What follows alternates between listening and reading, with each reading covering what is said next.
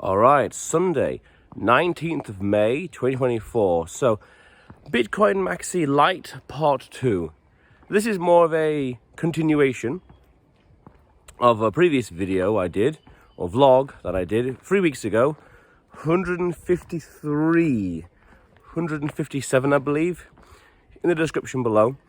Because I failed to mention one thing, and that was talking about how I think that maybe some Bitcoin Maxis have painted themselves into a corner in the sense of their brand, their reputation is they have to hate altcoins. Now, I don't bother at all with altcoins in general, only focus on one, fair enough. But it's worth understanding the dynamics, the science, the technology behind the scenes, beyond, deep into the coin market cap. Because there was one podcast, I really can't remember which one, and there was one famous Bitcoiner, who I will not mention the name, and he said that he had been watching a few of the altcoins in general to learn about them and understand them and know what their tech is and whatever else. That means that he was looking at them and their business model, I can only assume, and what they do and how they work. Fair enough. Which implies that he might have liked them. I don't really know, he didn't say. But it's possible. He might have disliked them, he might have liked them. All kinds of things are possible, and the likely scenario is whatever. But it seems, and I have a hunch, that a lot of the Bitcoin Maxis would have painted themselves into a corner where they have that brand and reputation to maintain of hating anything else other than Bitcoin. Even though inside here, or in the heart or in the soul, they might think, this is a good idea. This is a really good business model. I know that person. I recognize him. He's done other businesses in the past that are really cool and smart and whatever else. So that is a critical, this problem this coin solves is amazing. Yeah, I recognize that. I can see how it would work. Fair enough. But they have the reputation to maintain where they hate it. In here, they might like it in general, but in public, on social media, they have to hate it because they've painted themselves into a corner where they have to bash them. Even though there are thousands of altcoins, it doesn't mean that every single one is a scam. Every single one, no. Some would be, a portion here will be a scam, and then a portion, likewise, logically, would be a complete opposite, genuine. Not trying to compete with Bitcoin in the sense of money or decentralization or anything like that, or being a commodity. They're not trying to compete with that. They're not trying to be Bitcoin, nor this over here, a scam. They are a legitimate business model. Now, I have a hunch that they could have backed themselves into a corner. Now, whatever, because what matters ultimately is the market decides. The market, the people, the world, the market themselves decide. To say anything else is dogmatic, meaning that for me to go around to say you should not like this or should not like that is pedantic. It's assuming a lot. How do I know what's right or wrong for you or the world? The world, mankind, civilization decides what's right for itself through adoption, through understanding, through awareness. And it shifts from this to that. That's what's called, in economics, or in game theory even, a Schelling point. Schelling, Schelling point. Where loads of actors, or loads of people in a game, let's say, they come to the same conclusion of something without ever having been in contact with each other. Because they've got the same problems to solve, the same standards, similar values, you name it. They come to the same conclusion. So I just have a hunch that they could have painted themselves into a corner by having to maintain a brand where they hate altcoins. Now again, I have no particular interest in them, I only focus on one, but still, that's a very interesting social dynamic to be aware of and to understand what's happening in the wider market in general. Okay, so that was interesting. Yes, the altcoins paint themselves into a corner, brand reputation, yeah. That was an interesting little follow-up to a previous video a few weeks ago.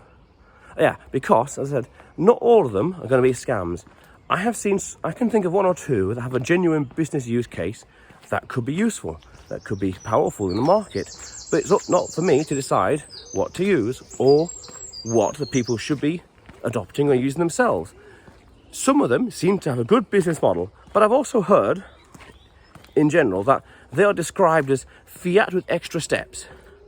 Because these business models already exist out there in the real world, well, in the fiat world, but they're just bringing it into the crypto world. Fair enough. But again, who am I to decide what people should or should not innovate, or how they should or should not innovate?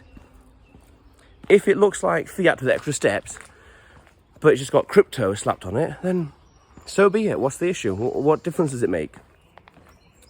That's not for me to decide. Now, I'm not going to endorse it. I'm not going to buy it. I'm not going to use it. I'm not going to care about it. Fair enough. But it's that freedom. That's what matters. Is that level of freedom, that allows you to explore and experiment and experience. I did a video about that, actually. That same level of freedom here that also allows you to fail.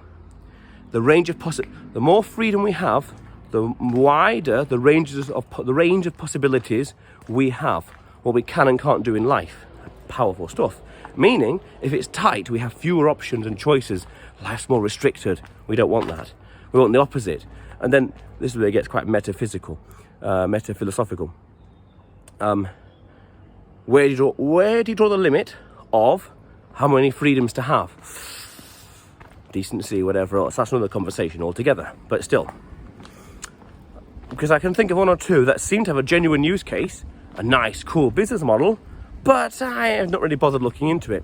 Because since that video I recorded a few weeks ago, I've learned a few more things. And it seems to be that, and this is where I totally, wholeheartedly agree and associate with the Maxis, because they are built, the system, there's a trilemma. There's decentralization, scalability, and security. Fair enough. And Bitcoin has gone for decentralization and security above all else. So that means that anything and everything, I guess, I'm not technically minded per se, can be built on a decentralized network. I saw something about like phone calls on Bitcoin. This is like 8 odd years ago. I saw an app talked about sending it via text messages in Africa. Wow, amazing tools, innovation. Great. But the point is, it seems to be that anything not built on Bitcoin is centralized by definition. And that means it's open and susceptible to scams or human corruption, human fallibility, you name it. Fair enough. Very understandable, very justifiable. If you're willing to trust people, innovators, whoever else, then fine, by all means. But if you don't want to trust anyone, keeping to a decentralized network, then Bitcoin is the answer. And then it's a question of what can you build on Bitcoin? Anything. What do you want to build on Bitcoin? Because there's a nice saying that if it's in crypto first, it'll be adopted in Bitcoin. Fair enough. Again, who am I to judge? The market decides. People, the collective, this amalgamous blob, which is society, the culture, the market decides. Fair enough. The buyers and sellers, they decide. As a whole, everyone but no one decides. Fair enough. But some of them aren't. Okay, so then you can build on Bitcoin. Powerful. So anything out there could, in theory, be built on Bitcoin. It's a proving ground, which is amazing. It's a way to test what ideas work and what don't work. And then, if you do so desire, within reason, within whatever limits, the BIPs and protocol and the cyber hornets, build on Bitcoin. Yeah. Build back better on Bitcoin, for example. But yes, but that's why I wholeheartedly agree with Bitcoin Maxi. It's like, if it's not decentralized, then it's risk. There is risk. There is potential for corruption. There is potential for malinvestment. There's potential for deception. And that's not a good foundation for a new layer of money. No, we don't want that. So, makes sense. So that's why I think, in some way, the Bitcoin Maxis have painted themselves into a corner. This is bad, that is bad, but in here they think it's amazing. Yet at the same time, if it's not built on Bitcoin, it's not truly decentralized. Now, again, I'm not technically minded, so I can't tell you exactly, but I can tell you, especially as Bitcoin's open source software, it is decentralized. Powerful stuff. But that's my thought on the matter. Otherwise, it's a very nice day today. Look at that little canal. Very nice. But otherwise, you will see me tomorrow.